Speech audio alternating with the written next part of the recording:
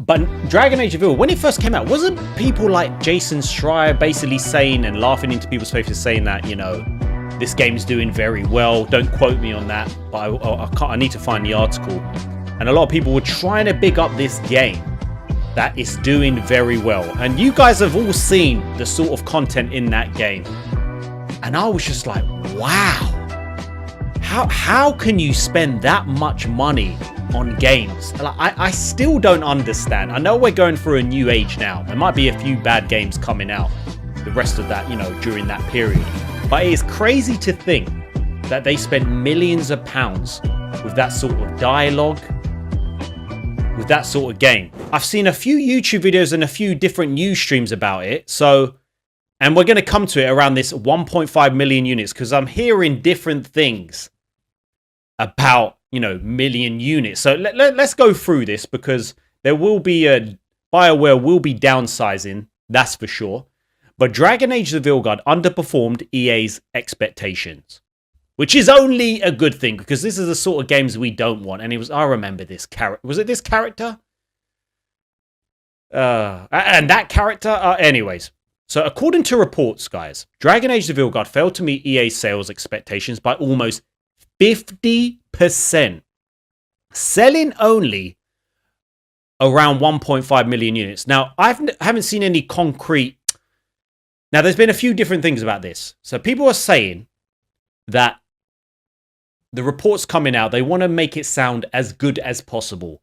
So when it says selling around 1.5 million units, I assume that it means 1.4 million units. Some people are suggesting that it doesn't mean that it's sold 1.5 million. It's saying that, you know, Xbox Game Pass, it means basically players. I don't know, but I'm assuming they've sold around 1.5 million units, I'm assuming they expected to sell around 3 million units at least. So they've missed it by 50%. This is weird. The game received mostly positive reviews from...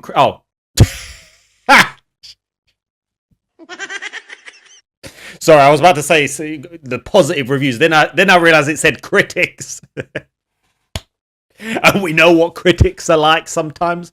They will do anything for that. So the game received mostly positive reviews from critics, but had a divisive reception among fans. And if you don't know, guys... Oh, it's not on Game Pass. My bad. It's not on Game Pass. So maybe it does mean 1.5 million units. Was there a demo? Was there a demo to that? Or anything like that? Because someone was saying it was basically about players. But anyways, it probably means, well, I'm assuming it means 1.5 million units sold.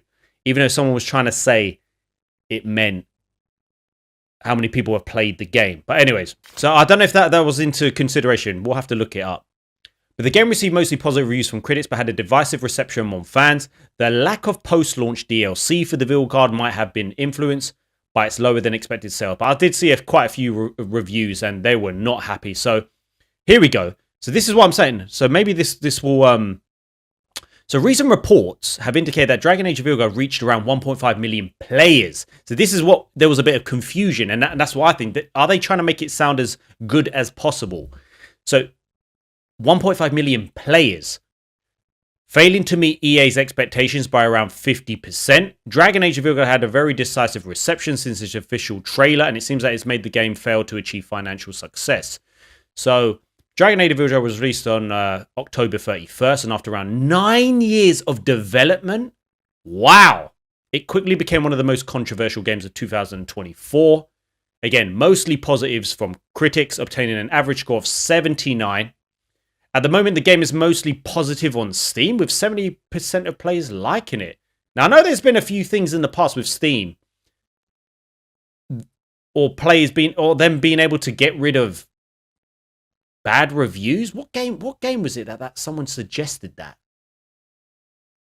I can't remember, but there was definitely a game where people were saying that they were doing something with the review score. However, the good but not stellar reception combined with several controversy surrounding it has hurt its sales. So recent reviews are actually mixed as opposed to this. So EA's two major Dragon Age of Veilguard and EA Sports 20 have to think that EA Sports FC 25 has also underperformed. This is only a good thing, I think. EA's expectation in Dragon Age's case, it was noted that the title only reached 1.5 million. And then low numbers that failed to match EA's expectation of around 50%, like we just said. But what's crazy as well, oh, here we go. I want to know what he said before. But moving on from that swiftly, because they haven't closed down, but BioWare is downsizing as it focuses on next Mass Effect. Some staff moved to other EA teams. Studio is in between full development cycles. Some people are suggesting that potentially they could be shut down and there might not even be a Mass Effect game. I don't know. And you know what? I'm glad EA Sports isn't doing well, because I used to absolutely love the football games.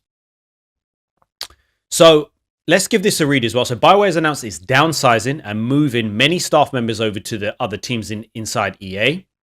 It looks to streamline its workload following the shift in focus to the next Mass Effect installment. Since the developer is no longer working on 2 RPGs after the release of Dragon Age of Veilguard, it's in between full development cycles, and so such a large team isn't required at present. So in a post to the developer's blog, General Manager Gary McKay said that the restructuring is all about holding ourselves to the highest quality standards.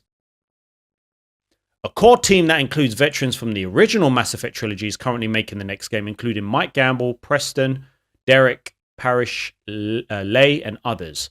So McKay continues speaking on the early stages of the RPG. Given this stage of development, we don't require support from the full studio.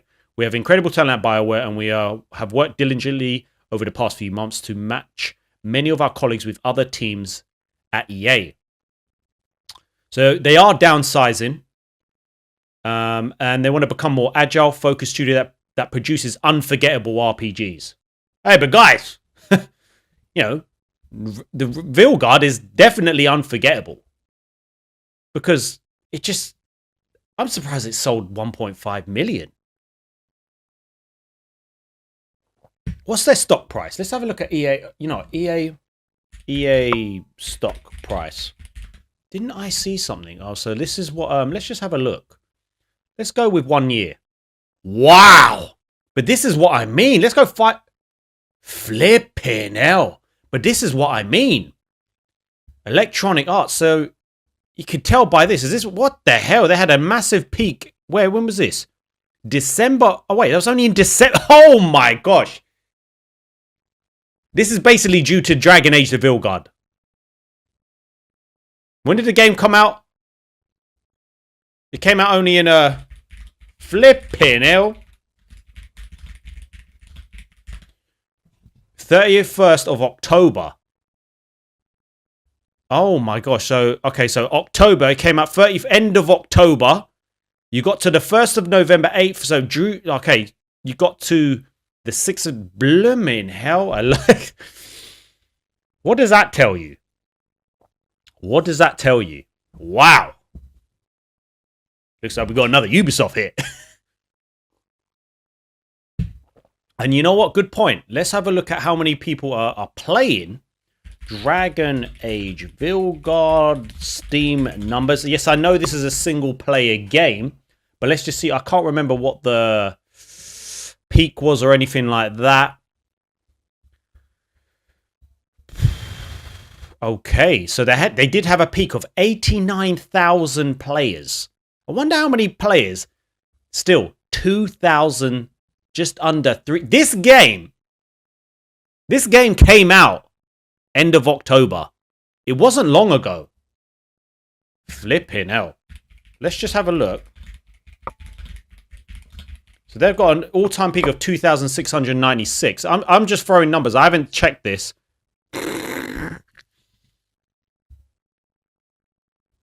Now, I haven't seen this recently, but I thought, let's just go see what Black Myth Wukong has. And that's a single player game.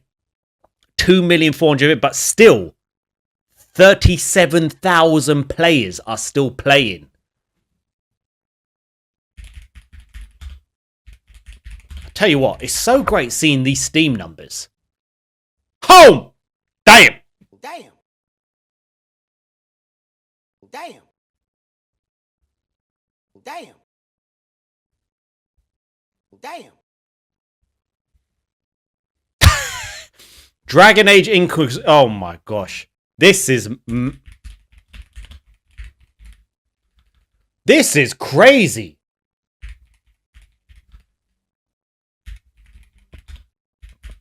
So Inquisition, I've never. So what one's this? Okay, there's 8. When did this game come out? This has got 808 players. It's still got a peak of 1,000. When did this game come out? This came out 5 years ago. Oh my gosh. It is good to see. Wow. But still, like, I just looked at something like Black Myth Wukong, and there is how many players still playing that game? And you look at their stock price. What does that tell you? What does that tell you? So that obviously has hurt them. It definitely has. Flipping hell. So, summing up this. Initially announced back in late 2020, the project has only just become BioWare's main focus, as it spent the last few years flipping 8 to 9 years on Veilguard. I don't understand how it's taken... Guys, I don't understand how you have these massive AAA games and they're taking 9 years. Is that because they're hiring people to hit a checkbox and you're just hiring incapable people to build your games? Therefore, you're going to have to outsource so much of your games to other people that can actually do the job. It's like 9 years. Did it say 8 years? 9? Oh my gosh. You spend that long. I can't believe that.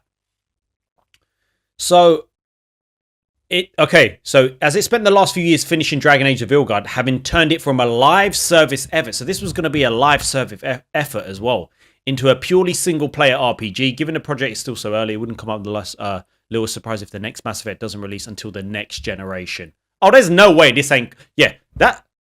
Sam, how you doing? If you don't mind liking the stream, that would really help out. Oh, yeah, it's what they deserve. It was supposed to be a live set, but I don't understand how it's taken them that long.